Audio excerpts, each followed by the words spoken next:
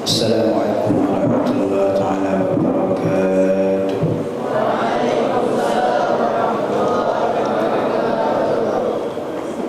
Bismillahirrahmanirrahim. Alhamdulillahirrahmanirrahim. Wassalatu wassalamu ala asyrafil anbiya'i wal mursalin wa ala alihi wa sahbihi ajma'in. Rabbi shalli wa sallim wa yassir li amri wahlul 'uqdatam min lisani yafqahu qawli.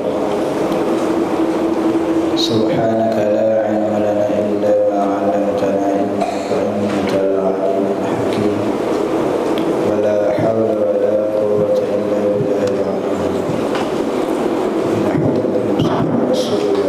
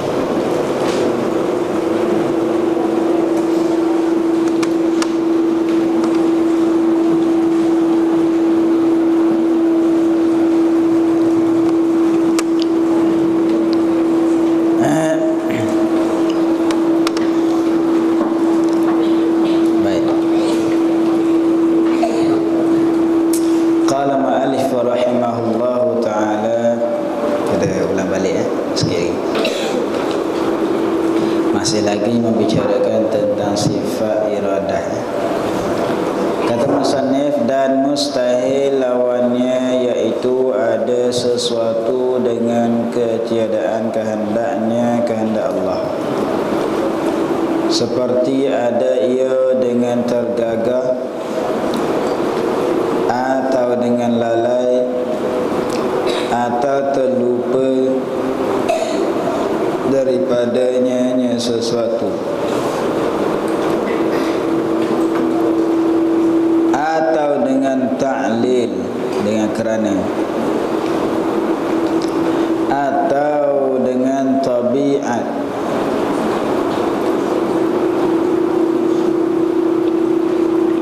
baik. Jadi mana satu mana lepas-lepas kita sudah maklum bahawa wajib di atas setiap orang yang beriman, setiap orang Islam, wajib dia kena iktiqadkan bahawa Allah Subhanahu wa taala ada sifat kehendak. Bila Allah Subhanahu wa taala ada sifat kehendak, maka semuanya yang berlaku di alam ini adalah dengan kehendak Allah Subhanahu wa taala. Itu dari segi keimanan kita kepada Allah Subhanahu wa taala.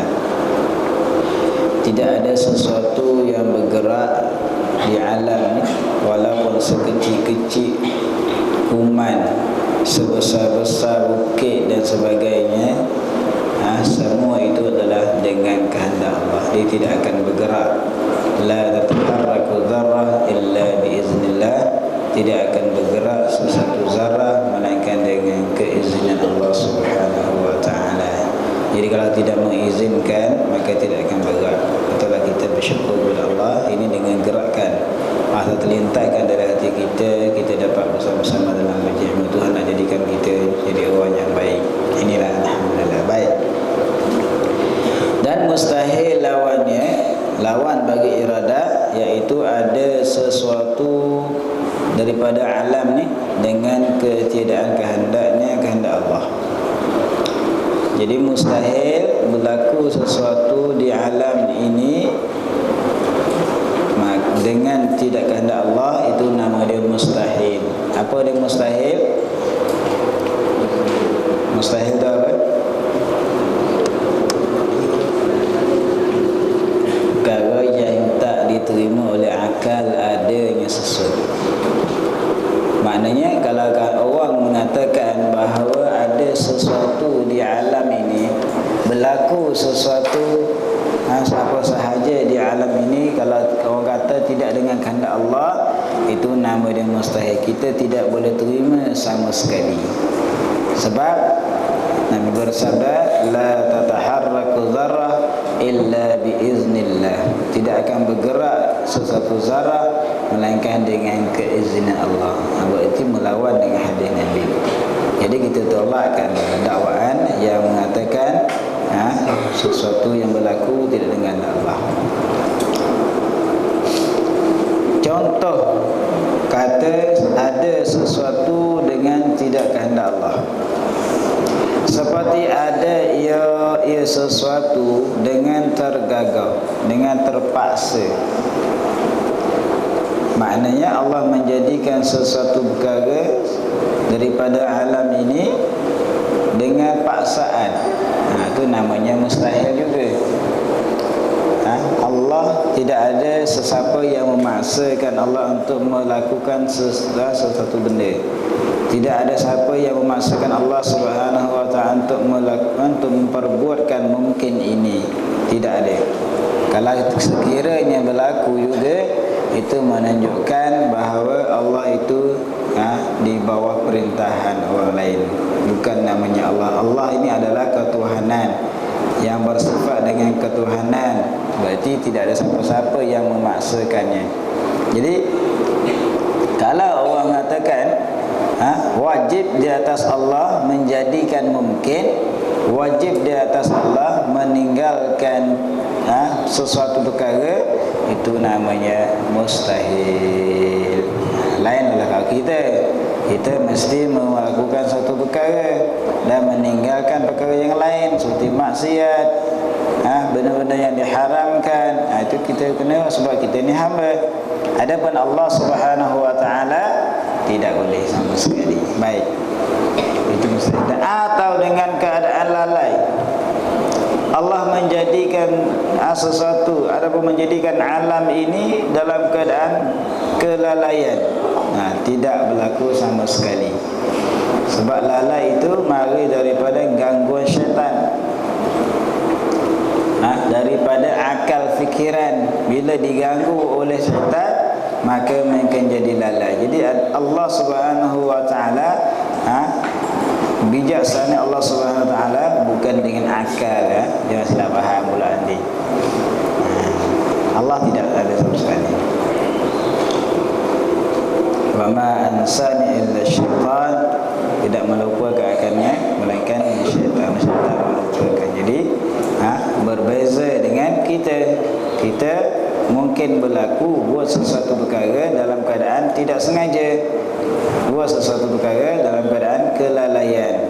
Seperti mangga kita tengah makan, boleh buat benda-benda lain dan sebagainya. Atau terlupa daripadanya Allah. Maknanya terjadi sesuatu perkara, terlupa. Lalai dengan terlupa ada beza sikit. Lalai ini dalam keadaan sedar-sedar juga, tapi khayal. Lupa ni memang langsung tak ingat. Seperti mana kita puasa. Kita puasa, tiba-tiba habis nasi satu pinggan. Lupa ke sengaja? Ke lalai? Lupa. Bukan lalai lalai batal puasa. Lalai ini dia ada sedar-sedar juga, tapi dia lain, dia khayal je. Adapun lupa ni memang tak ingat langsung. Berarti kalau mengatakan Allah menjadikan terjadinya sesuatu benda tu dalam keadaan Allah Ta'ala lupa, Maknanya macam contoh tadi, terjadinya makan dengan sebab lupa. Demikian itu juga Allah lupa. Sesuatu benda tu jadi dengan Allah lupa. Tak jadi, itu mustahil juga. Kenapa diteliti? Diterpencikan cara ini supaya kita betul-betul faham, supaya kita jangan setakat kata Tuhan ada sifat kehendak. Jadi kalau sekiranya kalau ada orang mendakwakan bahawa alam ini semula jadi, maka kita kena tolak dengan sifat ini. Sebab apa? So kita dah belajar bahawa setiap sesuatu yang bergerak yang ada di alam ini semuanya dengan kehendak Allah, tidak terlepas daripada kehendak Allah Subhanahu wa taala. Dengan sengajanya Allah Subhanahu wa taala melakukan, bukan dengan keadaan lupa, bukan dengan keadaan lalai, bukan dengan keadaan paksaan, tidak ada sama sekali. Itu tujuannya supaya kita belajar. Yang kita rasa susah betul dengan kitab lama ini, tak tahu lah, tak faham. Jangan. Sebab ini secara bila kita mengaji secara teliti, secara halusi ini, kita akan memahami secara keseluruhan, secara umum. Baik. Atau dengan ta'lil, mana sesuatu itu ada dengan ta'lil, dengan kerana. Nanti akan dibahaskan apa maksud ta'lil, apa maksud tabiat. Atau dengan tabiat, ada sesuatu perkara di alam ini ataupun alam ini ada dengan tabiat. Semula jadi contohnya. Baik. Itu semua itu adalah dinamakan mustahil, tak boleh diterima oleh akal. Jangan terima, jangan menerima bulat-bulat kalau ada orang mengata. Dan farak antara keduanya, farak mana perbezaan, itu bahasa Arab. Farak mana perbezaan antara keduanya, kedua ta'lil dan tabiat.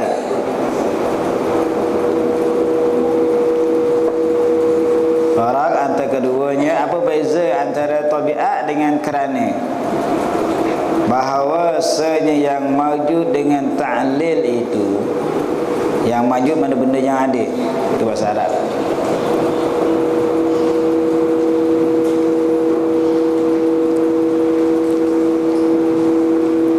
Bahawasanya yang mawjud, yang ada dengan kerana itu tiada terhenti ia mawjud, melainkan atas illahnya juga, di atas kerananya juga. Boleh faham ke tidak lah? Maknanya benda yang mawjud dengan ta'lil itu dia tidak akan terhenti, tiada terhenti ia, melainkan atas ilat. Mana tidak akan jadi melainkan ada ilat, ada sebab. Contoh dia, ini contoh ni. Maka manakala didapatkan illahnya, sebabnya, didapatkan dia kan yang mawjud, yang ada tu, dengan tiada terhenti atas sesuatu yang lain. Maknanya bila ada sebab, maka terjadilah benda tu. Jadi dia tu bukan dijadikan, dia tu tak kena jadi, tapi disebabkan berlaku benda lain, maka dia terjadi. Itu nama dia, berlaku sesuatu dia ada sebab. Contohnya seperti gerak anak jari. Maka bahawasanya ia gerak anak jari itu illah, mana sebab bagi gerak cincin. Nampak? Agak boleh faham tak? Nanti saya contoh. Baik. Manakala dapat yang pertama, dapatlah yang kedua. Agak-agak faham ke tidak ni? Abang-abang faham? Tak? Surah sikit. Baik, tak apalah. Perhati sekali lagi. Maknanya mustahil ada alam ini dengan sebab. Sebab apa? Contohnya, ada alam ini bukan semata-mata ada Allah Subhanahu wa taala, adalah alam ini tanpa Allah menjadikan. Itu mustahil. Itu kena faham tu. Bukan disebabkan kerana ada Allah adanya alam ini, bukan macam tu. Yang ada alam ini kerana Allah menjadikan, bukan kerana ada Allah. Agak-agak boleh faham tak? Boleh tak? Adanya alam ini bukan disebabkan adanya Allah. Mana boleh ada Allah, adalah alam ini. Tak, bukan macam tu. Maknanya ada alam ini dengan Allah menghendaki menjadikan dia, bukan kerana semata-mata Allah ada. Tidak seperti mana cincin. Cincin yang kita pakai dekat mana? Dekat jari. Cincin bergerak. Sebab apa? Sebab jarinya bergerak. Jadi kalau jari kita bergerak, maka cincin itu bergerak. Jadi cincin bergerak tu sebab apa? Sebab jari. Bukan cincin tergerak sendiri. Jari yang menggerakkan dia, jadi jari cincin itu bergerak. Maknanya bergerak cincin disebabkan geraknya jari. Itu maknanya mustahil bagi Allah Subhanahu wa taala bahawa adanya alam ini semata-mata adanya Allah Subhanahu wa taala. Ada Allah, adalah alam ni. Tidak. Bukan maksudnya itu. Maksudnya adanya alam ini adalah dengan kehendak Allah Subhanahu wa taala, bukan semata-mata ada Allah. Itu maksudnya. Itu namanya kata mustahil ada alam ini sebab ada Allah. Bukan.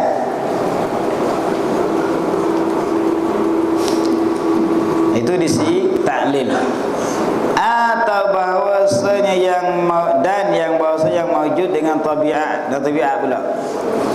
Tabiat semula jadi, ya. Terhenti ia atas ada syarat dan ketiadaan mani'. Mani' ni yang menghalang.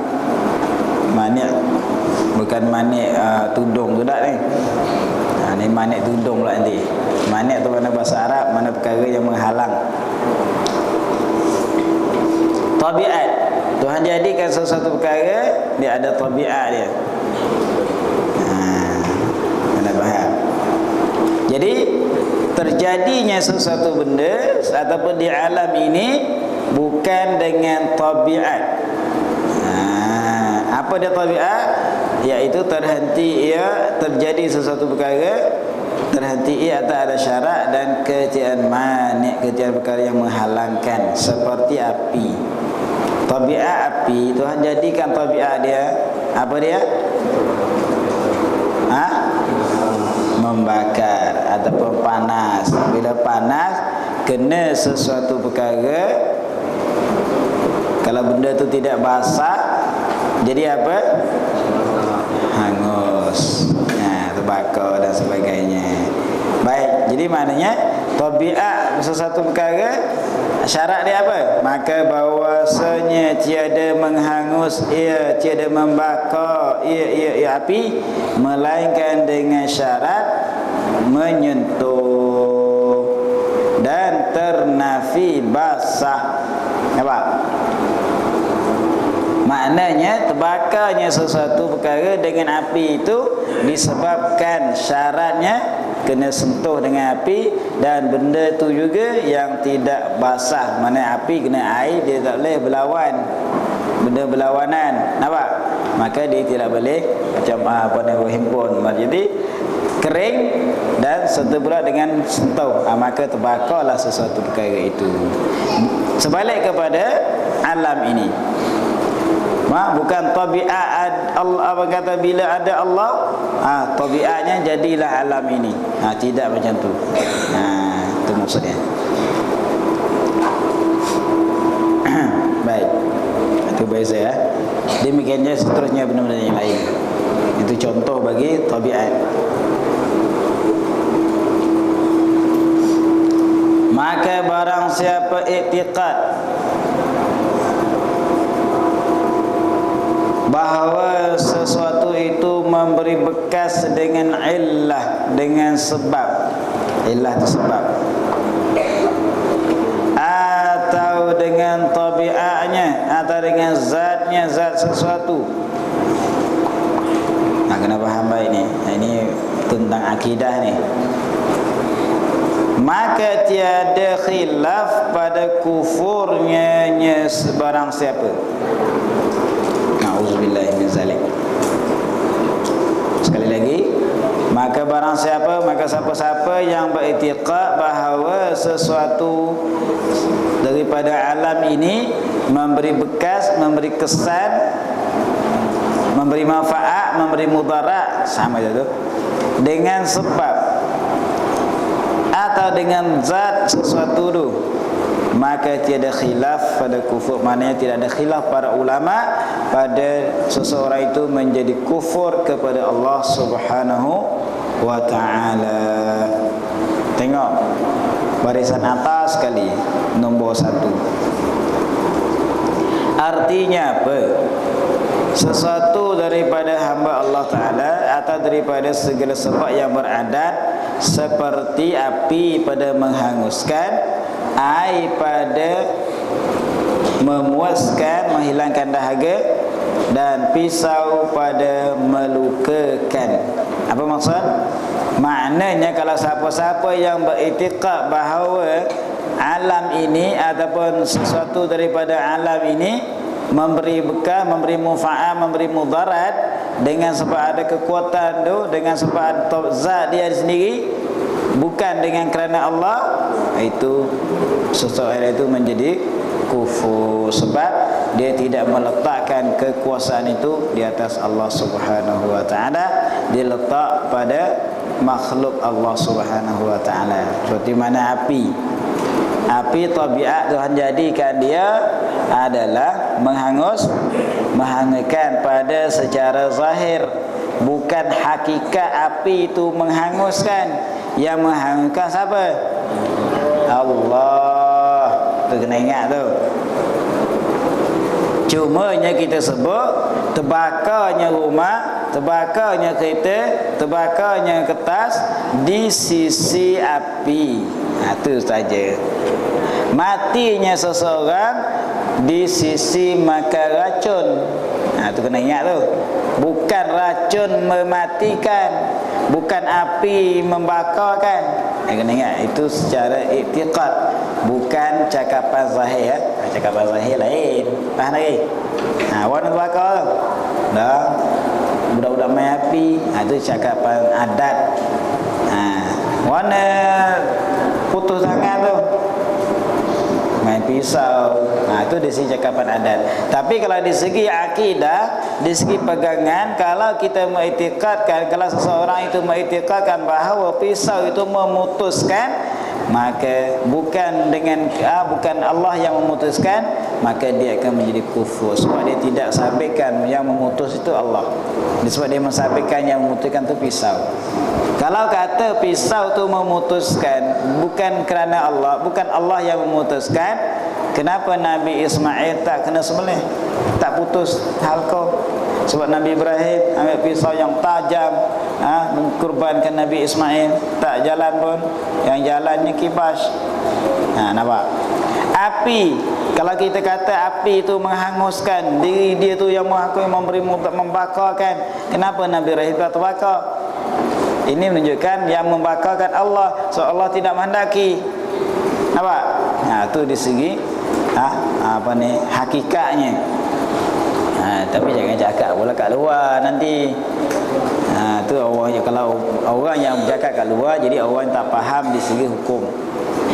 Mana hukum adat, mana hukum hukum akidah. Jadi iman dengan adat dia ada beza sikit. Macam kita sebut tadi. Dah makan nasi belum? Dah. Dah kenyang dah? Kenyang dah. Makan apa tadi? Makan nasi. Nasi apa? Nasi lemak ke, roti canai ke, nasi goreng ke, kan? Tapi dari segi hakikatnya, siapa yang mengenyangkan perut kita? Allah. Kalau Tuhan tak bagi kenyang kepada kita, makan satu periuk pun tak kenyang, makan satu dulang pun tak kenyang lagi, tak puas kenyang. Sebab apa? Tuhan tidak menghendaki. Seperti mana satu kisah, dia sakit, makan sehari satu periuk. Masya Allah, orang sakit tu makan sehari satu periuk. Kita orang segar, dua pinggan pun dah tersandar kat tiang lah. Baik. Itu dari segi hukum lah, kena faham baik-baik. Jadi kalau kita jenis makan jual ubat ke, jenis buat sesuatu perkara, maka jangan kita meletakkan secara hakikatnya. Secara zahir boleh, segi adat. Seperti mana kalau kata kecil manis, maka ubat ni alhamdulillah sembuh. Tapi jangan meletakkan ubat yang menyembuhkan, jangan sama sekali. Ubat inilah yang mematikan, jangan sama sekali. Sebab yang mematikan, yang menyembuhkan adalah Allah. Cuma di sisi sebab, di sisi itu kena faham tu. Barulah akidah kita tidak tercabut. Kalau tidak, kalau kita tidak memahami tentang akidah ini, kemungkinan kita cakapan biasa menyebabkan seseorang itu terkeluar tanpa sedar. Itu bahaya ni. Sebab tu kena ngaji. Kita kerja, kalau kita meletakkan kerja tu menghasilkan rezeki, bukan Allah yang memberi. Kita letakkan, kalau kamu tak kerja, mampus kamu. Kena jaga tu. Ini segi akidah juga tu. Usaha tu usaha lah, bukan dilarang berusaha. Sebab kita ni ahli sunnah wal jamaah kena berusaha secara zahirnya. Tapi yang memberi itu siapa? Allah. Betul ke? Bukannya semuanya yang bekerja pagi, petang, malam, siang dapat tidak sama. Allah beri kepada sesiapa rezeki. Fadallah ba'dakum ala ba'din fi rizq. Allah melebihkan setengah di atas setengah tentang rezeki tidak sama. Betul, ada setengah keluar 2-3 jam dapat banyak. Sebab apa? Saya ni, kita kerja pagi, petang, malam, siang dapat sikit. Sebab apa? Ini menunjukkan Allah sahaja yang memberi. Sebab dah Tuhan dah tetapkan. Tapi cuma secara zahir kena usaha. Sebab kita hidup di dunia ini kena atas jalan usaha. Itu dari segi ahli sunnah wal jamaah. Tapi yang memberi adalah Allah Subhanahu wa ta'ala. Itu kena ingat. Jangan kita meletakkan 100% dengan daya usaha kita itulah yang menghasilkan rezeki. Kalau tidak, ramailah jadi jutawan belaka, tak? Jadi mulia belaka, tak juga. Itu kena ingat tu. Dan barang siapa i'tiqad bahawasanya memberi bekas dengan kuat, dengan kuwah, dengan kekuatan yang dijadikan dia akan kekuatan itu oleh Allah Subhanahu wa ta'ala padanya, pada sesuatu, maka iaitu fasik, lagi mubtadi', lagi bid'ah. Dan pada kufurnya itu khilaf. Tengok khilafullah, bahaya juga lah hatinya. Kena faham betul-betul ni. Jadi yang rajihnya, yang kuatnya, qaul yang kuatnya ketiadaan kufur. Tapi qaul dhaif kufur. Qaul yang kuat, pendapat yang kuat adalah tidak kufur. Sebab masih lagi dia bergantung dengan Allah Subhanahu wa ta'ala. Itu dia. Baik, contohnya api, pisau, makanan, ubat.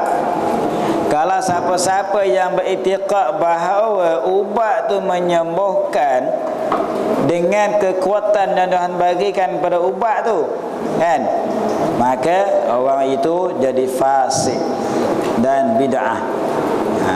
Itu niat tu. Dan kalau diiktikadkan bahawa api itu menghanguskan dengan kekuatan yang Tuhan bagi kat dia, tiba-tiba dia dapat menghanguskan, bukan Allah menghanguskan, dengan api itu sendiri, diri api itu menghanguskan dengan kekuatan yang Tuhan jadikan kepada dia, maka orang iktikad macam itu, maka dia jadi fasik lagi bid'ah. Tengah ingat tu. Berarti kesimpulannya, kita kena iktikad hanya yang memberi mudarat, yang memberi manfaat, siapa?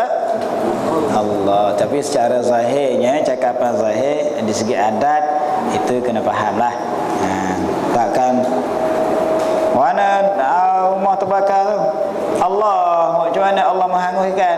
Itu kena tangkap nanti. Alright. Kena cakap baik-baik. Pergi hospital, bagi ubat. Kan contohnya. Dah siap dah kan? Alhamdulillah. Siapa yang sembuh? Allah. Itu iktikad lah, tapi jangan cakap zahir cakap zahir nanti orang tak berapa faham, nanti silap faham nanti.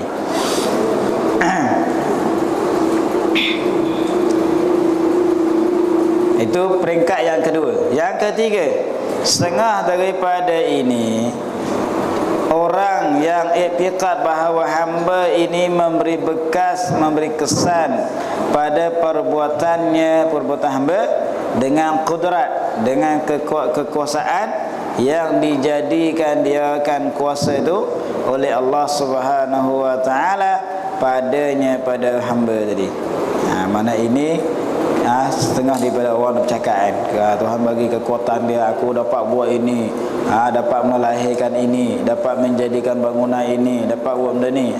Dia berasa dirinya, padahal kalau tidak dengan kehendak Allah, kalau tidak dengan keizinan Allah, tidak akan bergerak. Seperti mana orang kena lumpuh, dia hebat ni, kuat ni, boleh tarik kapal terbang ni, kapal selam dia boleh tarik ni. Tiba-tiba kena lumpuh, agak-agak boleh tarik tak? Boleh tak? Tak boleh. Sebab apa? Sebab dia ada sifat lemah. Jadi jangan tunjuk kekuatan. Tuhan dengan keizinan Allah sahaja. Dan barang siapa i'tiqad bahawa Allah jua yang memberi bekas, mana Allah jua yang memberi manfaat, memberi mudarat, tetapi berlazim-laziman antara segala sebab yang adi, yang beradat. Kena ingat tak? Sebab yang adi, sebab yang beradat, dan antara barang yang menyertai itu berlazim-laziman pada akal, tiada mungkin bersalahannya, maka orang itu jahil dengan hakikat hukum adat dan terkadang membawa kepada kufur. Tak selamat juga ni. Kena ingat ni. Kena perhati betul-betul, jangan duk sembang.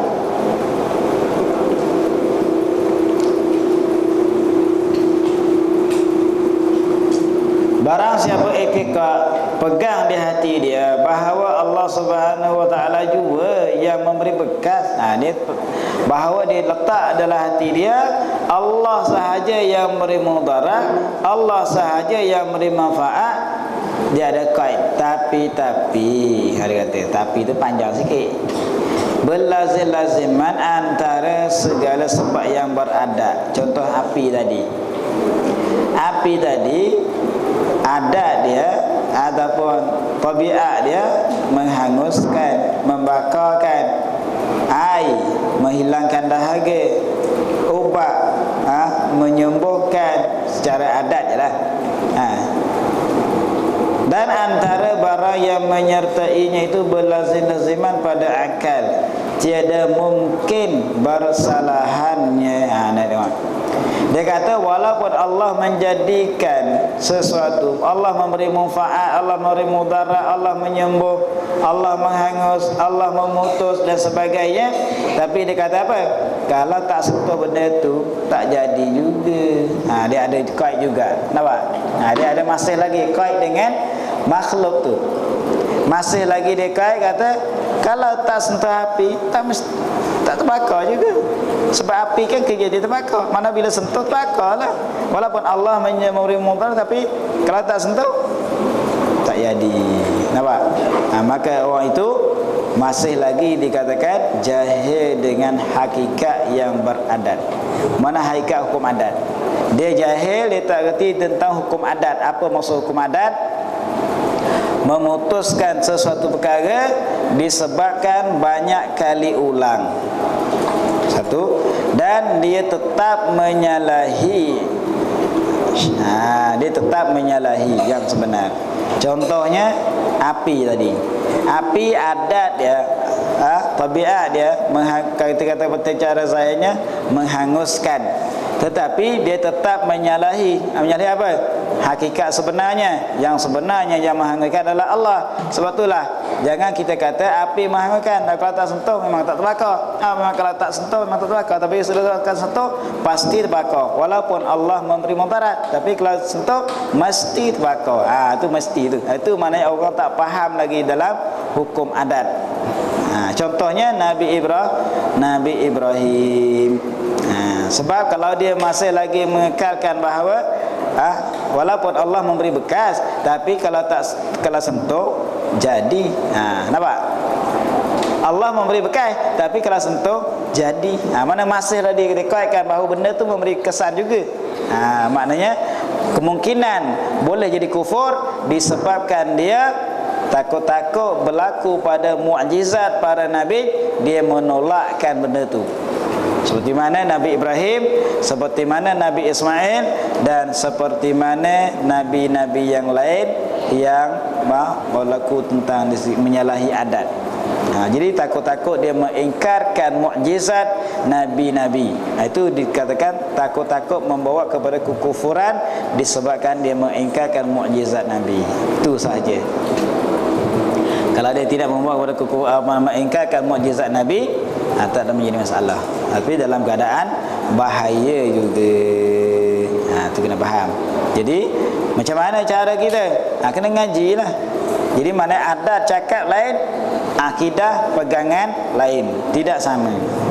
Ni dia pegangan ni bukan cakapan zahir ni. Pegangan hati dia macam tu. Tu nama i'tiqad, bukan cakapan.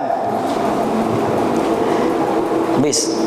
Dan barang siapa, peringkat yang keempat, dan barang siapa i'tiqad baharu segala sebab. Tengok. Dan tiada memberi bekas ia sebab dengan illah, dengan sebab juga. Dan tiada dengan tabiatnya, dan tiada dengan kekuatan yang dijadikan oleh Allah Subhanahu wa taala padanya pada sesuatu. Dan diiktikad juga akan sah menyalahinya seperti didapatkan sebab, seperti makan tu sebab apa kan? Dan tiada didapatkan musabab, iaitu kenyang. Maknanya tidak akan dapat kenyang. Apa nama tadi? Makan. Sebab apa? Kenyang. Sebab apa? Sebab makan. Tapi bukannya sebab kenyang tu tak semestinya makan. Ada juga yang kenyang tu dengan sebab Allah mengenyangkan, tak payah makan pun ada. Seperti orang sakit, kita bagi makan benda-benda sedap, tak makan dia. Sebab apa? Kenyang perut. Ni tak? Maka nak cerita di sini, bukannya bila ada sebab ada musabab. Mana bila ada makan ada kenyang, tak semesti, tetap menyalahi. Ada yang makan tak kenyang, ada yang kenyang tak makan. Itu kena faham. Itu nama dia i'tiqad akan sah menyalahi. Itu maksud dia. Jadi apa i'tiqad dia?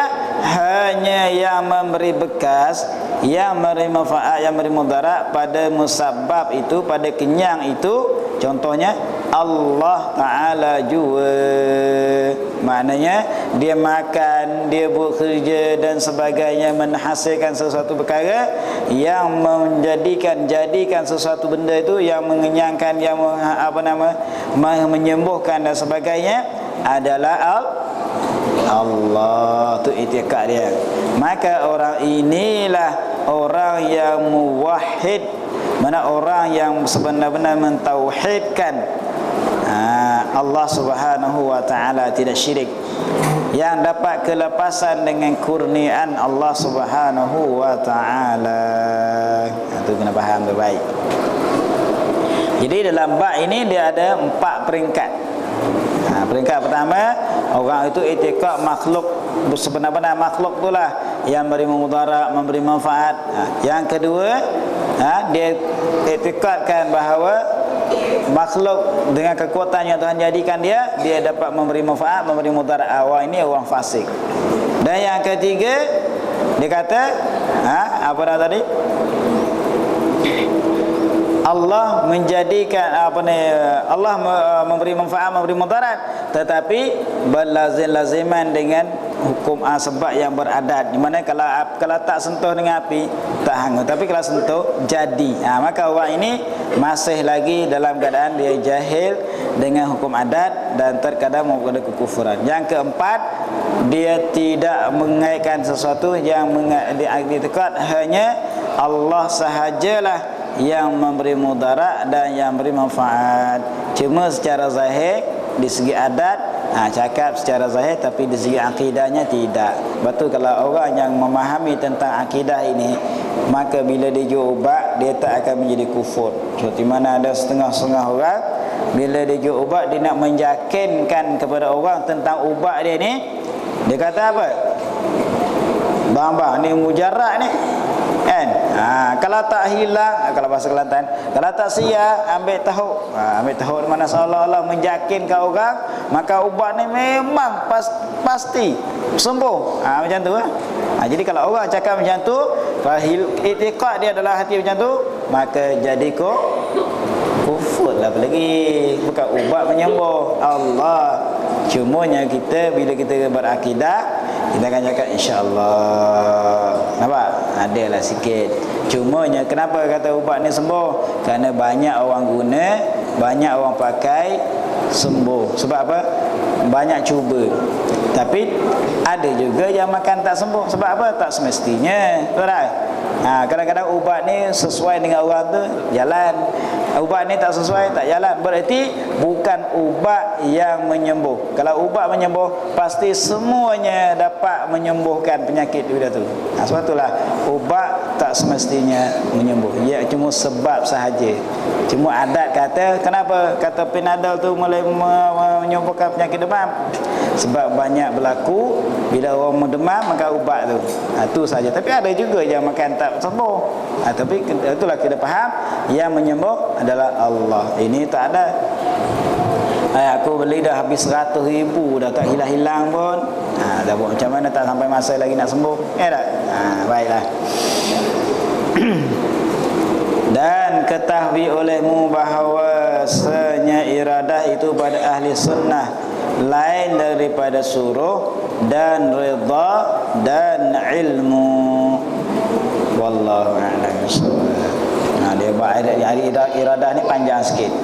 Sebab kita berlaku pada di dunia ni banyak berlaku, takut dari segi cakapan kita, perbuatan kita takut membawa kepada salah jalan. Itulah dia hurai panjang sikit. Baiklah, InsyaAllah kita akan sambung lagi pada masa akan datang. Pada kitab yang kedua, muka surat 14. Muka surat 14. Barisan yang pertama daripada atas.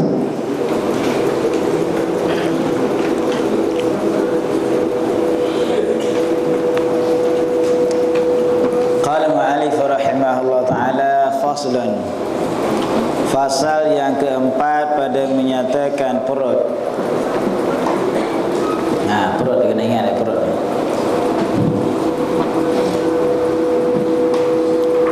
Ketahui olehmu, kata musannif, ketahui olehmu bahwasanya Allah Subhanahu wa taala menjadikan ia Allah.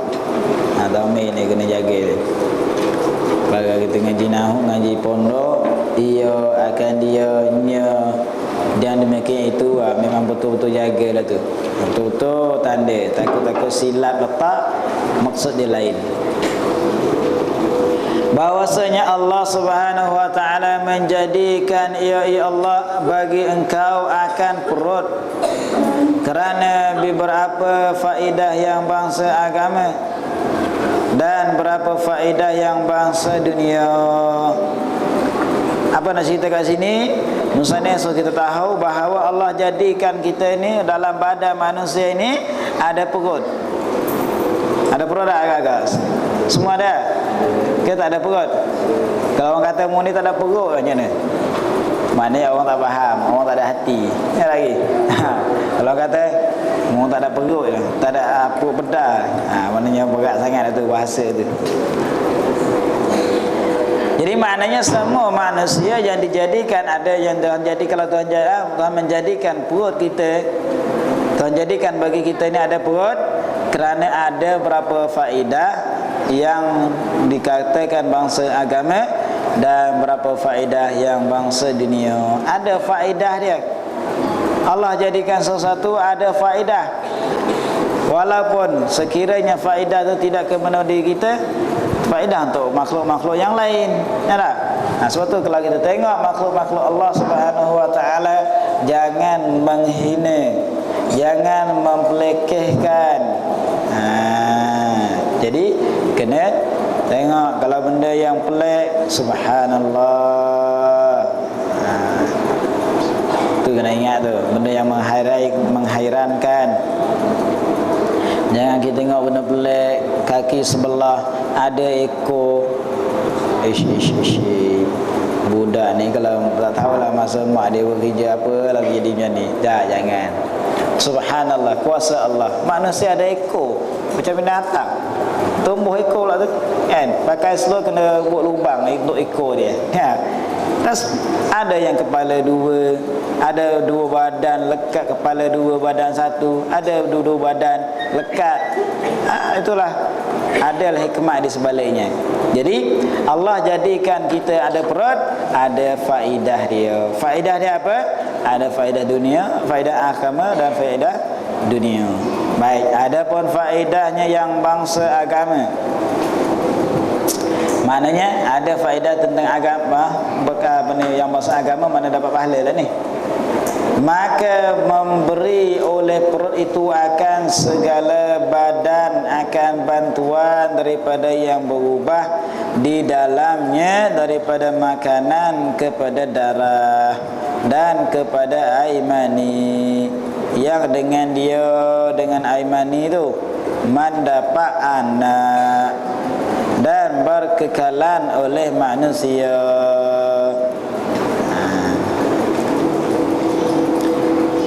Dah faham lagi tidak ni? Faedah agama perut yang tadi yang memberi faedah kan pada agama, iaitu perut itu dia memberi faedah dia akan segala badan. Dia membantukan akan badan dengan sebab berubah di dalamnya daripada makanan kepada darah. Jadi bila kita makan masuk dalam perut, dia akan proses, dia akan menjadi darah. Darah itu dia akan memancarkan menjalar ke saluran-saluran darah. Jadi itulah menyebabkan manusia boleh hidup. Faham lagi? Kau tak faham lagi?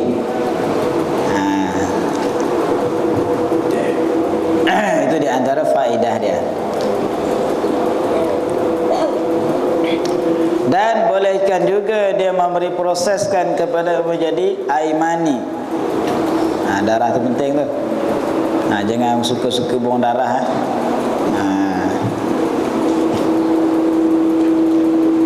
Dan air mani, dengan sebab ada air mani itulah mendapatkan anak dan berkekalan manusia. Bila ada anak, manusia akan berkekalan. Jadi kalau tak ada air mani, tak adalah anak. Bila tak ada anak, putuslah manusia. Jadi alhamdulillah masih lagi ada cucu, ada cicit, ada acok dan sebagainya, disebabkan ada air mani lah. Jadi jangan buang merata jangan membazir tau. Jangan sesuka hati melakukan perkara-perkara yang dilarang oleh Allah Subhanahu wa taala. Suka-suka hati membuangkan air itu. Air itu setitik, dia harga dia mahal tau, bukan murah. Kalau nak buangkan benda tu kepada tempat dia, iaitu bagi orang yang ada isteri sahaja ya. Kalau orang tak ada isteri, jangan buang merata, dosa nanti. Boleh ya? Mahal sebab dia lah menjadikan manusia itu ada tenaga. Kalau orang letih, betul lah kena jaga baik. Kita tengok orang yang suka buang merata kan, orang membuang-buang gitu je, membawa kepada keletihan.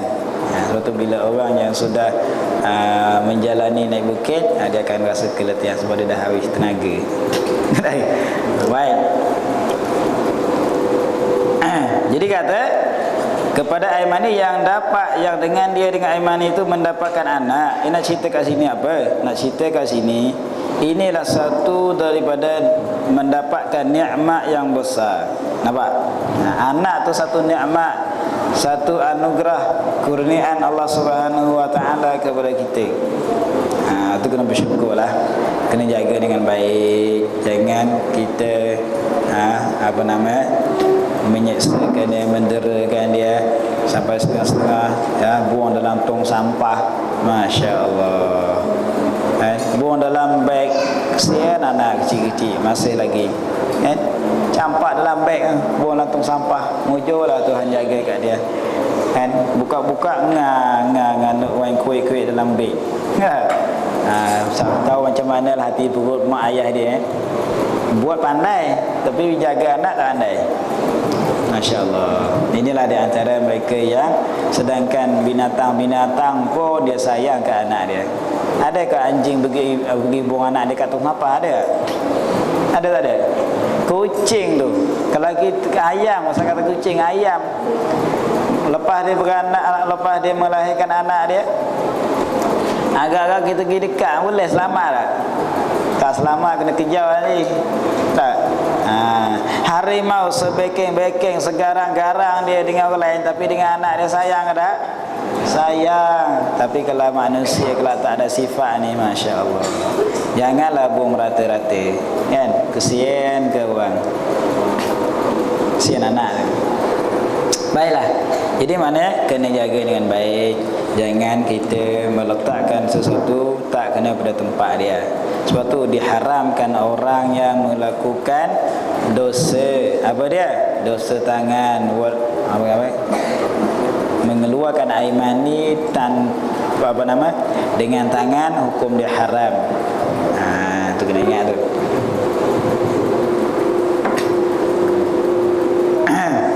Maka dengan sejahtera segala anggota perut, seperti jantung, limpa dan paru-paru dan perut besar, sejahtera yang tinggal daripada segala badan. Sejahtera apa? Daripada segala penyakit yang menegah, daripada menunaikan segala ibadah dengan sempurna. Tengok, bila kita makan, makanan itu proses menjadi darah, proses menjadi tenaga. Bila menjadi darah, darah itu memancarkan menjadi khasiat, menjadi, bila jantungnya baik, limpanya bagus, sehat, paru-paru okey, perut besar pun okey, maka badan kita akan menjadi sihat, menyebabkan kita dapat menunaikan ibadat kepada Allah Subhanahu wa ta'ala. Sebab itulah kena jaga makanan. Makanan ini punca kesihatan kita. Nampak? Jadi kalau makanan kita tak sihat, maka badan kita tak sihat. Bila sebab itulah akan jadi terganggu ibadat kita kepada Allah Subhanahu wa ta'ala. Seperti mana orang tua sakit lutut. Ya tak? Kenapa sakit lutut? Disebabkan orat dia lemah. Ada sakit lutut, perjalanan darah tu kurang. Ya tak? Sakit jantung, sakit perut, asal pergi tanda saja. Sebab apa? Sebab makan benda-benda yang menyebabkan sakit perut. Kena jagalah makan. Asal ketut, asal kecerit. Agak-agak semuanya sempat tak? Tak sempat. Kalau jadi imam pun tersasul, kesian ke makmum belakang. Tengah lokok main sudahlah, makmum pula yang belakang ni dah jenis tak faham. Tengok kanan, tengok kiri, tak tahu siapa yang nak jadi imam. Naiklah seorang. Yang belakang imam pula jenis tak lerti baca Quran. Yang hujung sekali tu tak naik pula. Sedangkan imam ke depan sikit je jadi dah. Ya tak? Ini lu ngiling, masing-masing semayang masing-masing. Habis. Maknanya sama-sama tak faham. Itulah kena jaga makanan. Lebih-lebih lagi kalau kita makan benda-benda yang merosakkan akal fikiran kita, yang merosakkan paru-paru kita, seperti mana saukuk. Maaflah kalau abang saukuk ni. Kalau budak-budak memang jangan asaskan lagi. Ini masalah juga. Rokok ni Kalau kita buat kajian lah, saya memang alhamdulillah lah Tuhan jadikan tak dapat merasa kalau berkawan dengan orang isap rokok pun tak ada rasa nak isap rokok, tidak terpengaruh Nah ceritanya rokok ni kalau kita perhati, cuba abang-abang balik rumah yang mana isap rokok ataupun adik-adik kita ni yang bekas-bekas rokok ni masih lagi tinggal, masih lagi nak bertagih lagi, ambil botol air mineral tu, tebukkan lubang dia sebesar puting rokok tu. Ni saya buat contoh sendiri ni. Saya tak buat nanti. Buat sendiri balik rumah nanti. Cuba buat. Betul ke tidak saya kata ni. Buat, tebukkan sebesar lubang puting rokok tu, biar masuk puting tu, sumbat ke penutup betul. Baik.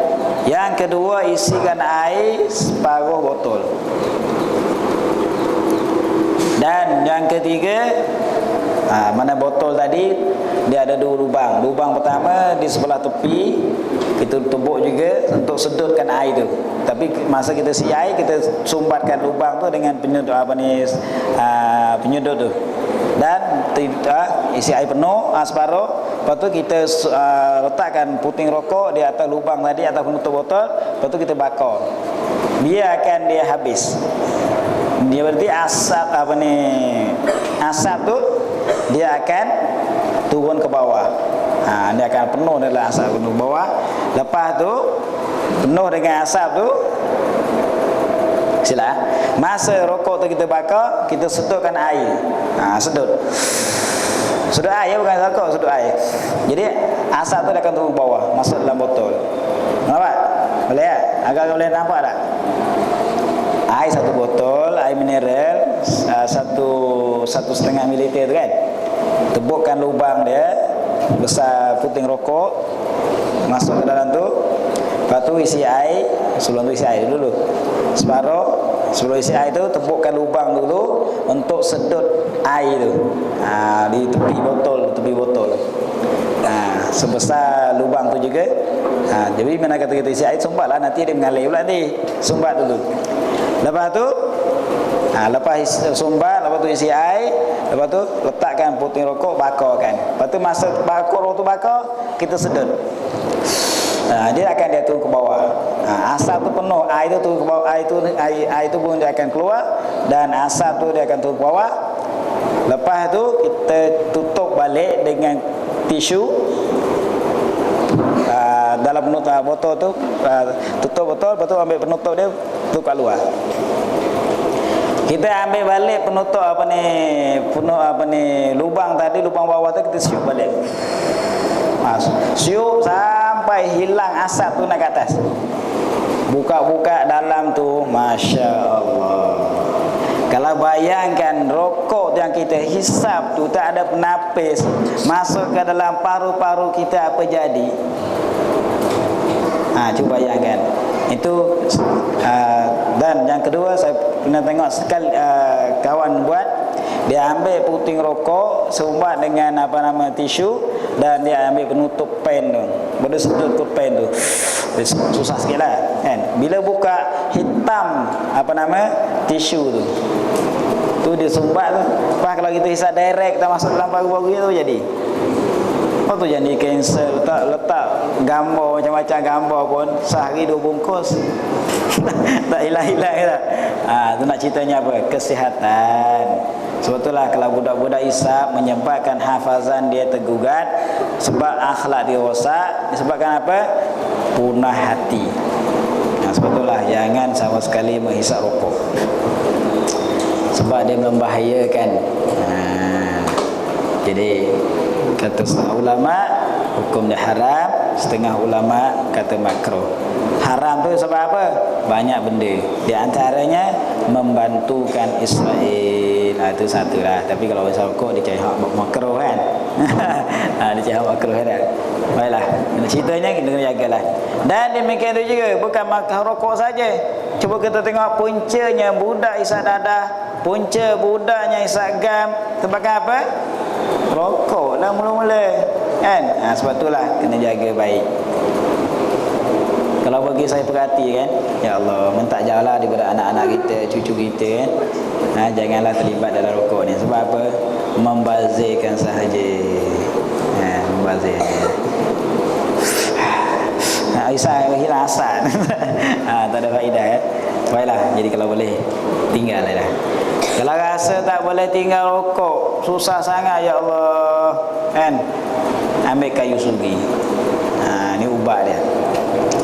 Ambil kayu sugi, setiap kali lepas makan gosok gigi. Sebab orang isap rokok ni lepas makan mesti dicari. Betul tak? Betul tak betul? Tak isap rokok pahit mulut. Saya tak nak rasa pun, tapi cik orang kata kan, cari. Lepas tu bila buka puasa, minum ais tegak je, rokok 3 batang lah, ganti balik.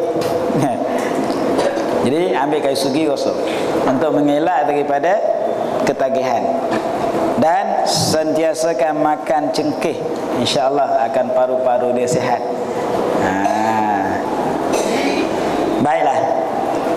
Dan jantung, maka apabila jantung tu lemah, maka saluran pun akan menjadi, saluran darah akan menjadi lemah. Bila saluran menjadi lemah, maka badan akan jadi letih, lemah juga. Maka ibadat pun tak kuat. Itulah punca. Jadi janganlah buat makanan sesuatu perkara yang menyebabkan jadi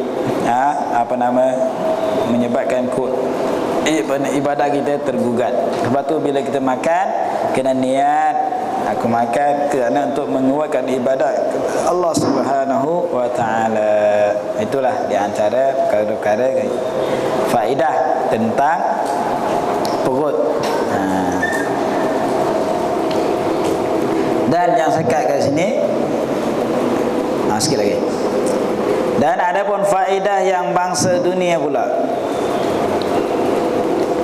Maka menyempurnakan kesedapan segala makanan dan minuman dan jima. Ni budak-budak tak boleh dengar. Ni khusus bagi orang yang ada isteri je. Maknanya faedah dia di antara menyempurnakan kesedapan segala makanan. Mana bila kita makan rasa sedap. Sebab bila perut kita okey, perut kita sihat, maka kita akan rasa kesedapan makanan. Jadi kalau perut kita tak sihat, kita akan keluar balik. Rasa muntah lah, rasa tawa lah, rasa pahit lah, tak rasa sedap lah. Dan minuman kita, mereka juga dia akan masukkan minuman kita, dia proseskan dalam tu. Tanyalah doktor sendiri. Dan jima, mana bila ada makanan sedap, makanan berkhasiat dan sebagainya, maka menghasilkan rasa ingin dan sebagainya. Itulah di antara perkara-perkara yang dinamakan faedah tentang perut. Kerana ketiga-tiga itu adalah ia pada ketika sehat perut, makan sedap, minum sedap, jimat pun sedap. Sebabkan apa? Perut sehat. Tengah ingat tu. Berarti kalau orang tengah cerit beret, orang nak bersetubuh dan isteri tengah-tengah rasa cerit beret, agak-agak sedap dah. Tak sedap dah. Betul, kalau perut sehat tu, duk sono kan. Betul lah, kena jaga makanan dan jaga ubat-ubat. Dan demikian tu juga minuman dan seterusnya. Sebab inilah orang kata nikmat, di antara nikmat yang besar juga perlu kita kena jaga adalah nikmat makan, nikmat minum. Kena jaga baik. Kerana tiga-tiga inilah adalah ia setengah daripada disebabkan ketika sihat perut. Dan bermula mensyukurkan nikmat perut ini, memeliharanya daripada yang haram, daripada makanan yang haram dan yang syubhat.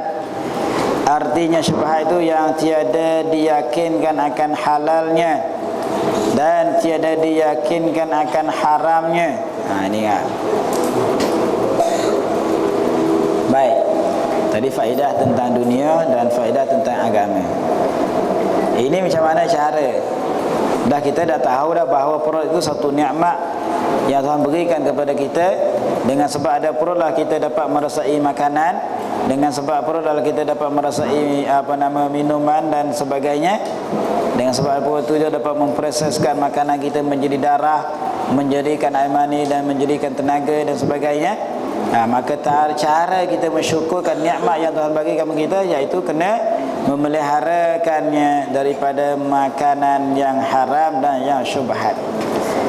Kita bersyukur kepada Allah kena letakkan kepada sesuatu pada tempat dia. Itu namanya syukur. Kalau tidak jadi zalim nama dia. Jadi Allah jadikan perut kita, tujuan dia apa? Untuk mengisikan makanan-makanan yang halal sahaja. Tidak Allah jadikan perut untuk mengisikan perkara makanan yang haram dan perkara makanan yang syubhat. Inilah satu benda, satu perkara yang amat berat nak diamalkan. Sebab kita sekarang ni masya-Allah, kalau kita tidak jagakan makanan kita, menyebabkan ibadat kita, menyebabkan hati kita akan menjadi keras, akan menjadi kurang ataupun tak sihat iman. Sebab itulah kata ulama, at-ta'am bazrul af'al. Kata Hasan Basri, at-ta'am tu bazrul af'al, makanan itu benih segala perbuatan. Tu kena ingat. Makanan at-ta'amu bazrul af'al, makanan itu adalah benih segala perbuatan. Maknanya in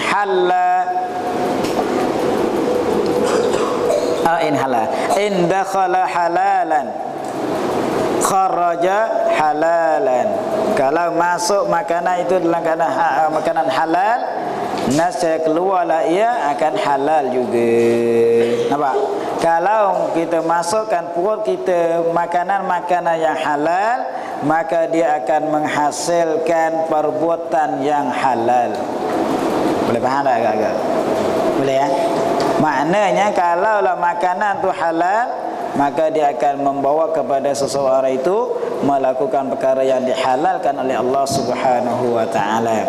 Rajin ibadat, rajin mengaji, rajin berzikir, rajin berselawat dan sebagainya. In dakhala haraman, jika masuk tu haram, kharaja haraman, pasti dia keluar pun haram juga. Maknanya kalau makanan tu masuk dalam perut kita tu haram, maka dia akan keluar pun haram juga. Sebab tu kalau tengok perangai seseorang itu suka melakukan perkara yang haram, maka kita pastikan, kita yakinlah bahawa hasil itu daripada makanan dia haram. Sebab tu kena hati-hati makanan kita. Jangan sesuka hati ikut nafsu, makan macam-macam, tak jaga. Ya Allah, memang benda ni. Lebih-lebih lagi kalau kita nak beribadat, kenapa kita susah sangat nak semayang? Kenapa susah sangat kita nak berzikir? Kenapa susah sangat kita nak datang ngaji? Tengoklah makanan kita makan macam mana. Tengok. Kenapa kita suka melakukan perkara yang haram? Tengok makanan kita. Tengoklah. Itu kena hati-hatilah. Jadi kalau abah-abah ada anak, pastikan makanan bagi anak yang akan jangan makanan yang membawa kepada haram. Nanti anak-anak menjadikan perangai dia tak baik. Sebab tu kalau kita beri makanan-makanan yang haram kepada anak-anak, walaupun kita sendiri pun, maka dia akan menghasilkan perbuatan yang haram, berat untuk melakukan ibadat kepada Allah Subhanahu wa taala. Wa in dakhala syubhatan kharaja syubhatan. Kalau masuk dalam perut tu benda syubhat, maka akan keluar pun syubhat juga. Betul lah. Itu kena jaga. Betul lah. Kalau lebih-lebih lagi kita hafal Quran ni kena jaga lah. Jangan sesuka hati makan makanan. Betul. Cuba cek diri sendiri, kenapa aku susah sangat menghafal? Kenapa susah sangat kita nak mengaji? Kenapa susah sangat nak duduk dalam majlis ilmu? Kenapa susah sangat suka melakukan perkara yang dilarang oleh Allah Subhanahu wa taala? Ceklah makanan kita. Sebab itulah puncanya jatuh Nabi Adam daripada syurga adalah makan. Sebab tu orang kafir dia buat kajian adalah disebabkan makan itulah menyebabkan hati manusia, hati orang iman, orang Islam akan menjadi gelap, akan menjadi imannya telah kurang ataupun menjadi malap. Disebabkan makanan. Sebab itulah kalau kita perhatikan makanan di negara kita ni agak-agak siapa yang pegang? Siapa yang pegang? Siapa yang pegang? Apa? Cina. Cuba kita bayangkan. Mereka berusaha berbagai-bagai cara. Masya Allah. Kalau kita tengok, kalau kita dapat betul-betul memang susah sikit nak cari makanan yang betul-betul bersih, tak? Susahlah sikit. Betul lah, kalau boleh kita elaklah. Kadang-kadang orang tidak ambil berat, tidak ambil peduli, keling duk uli tepung pun kita makan juga. Ni teh atas kepala ni. Ni teh atas kepala. Buat pizza. Dah kita nampak zahir je. Tak tahu dia memanglah kalau dia elak kan, carilah yang Islam, betul kan? Timbullah bahawa dapat dikesankan benda haram, bahawa aku ya Allah aku dah makan dah, barulah terasa. Mula tak jaga dah. Contohnya kek dan sebagainya. Masya Allah. Dah keluarkan kata ni benda ni. Ada setengah kedai pula keling yang buat kerja tu adalah kafe mati dalam mati sebabkan mati, ada kematian dalam tu. Mudah-mudahan orang buat kerja tu adalah kafe. Macam mana masakan dia, macam mana cara dibuat, Masya Allah. Itu kena jagalah makanan. Ada setengah-setengah kalau di sebelah sini mungkin tak nampak lagi. Kalau di sebelah Banting sana, ada orang Banting kat sini tadi. Ada pasar raya pula, pasar tani, pasar pagi, pasar Ahad, pasar mingguan. Dia ada Cina, dia ada Keling, dia ada Melayu, dia asing-asingkan.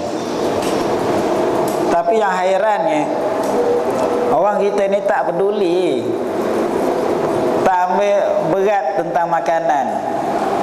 Kan keling dan ni tak atas kepala ni, tudung tak pakai skirt pula tu. Pakai kuih apa panggil?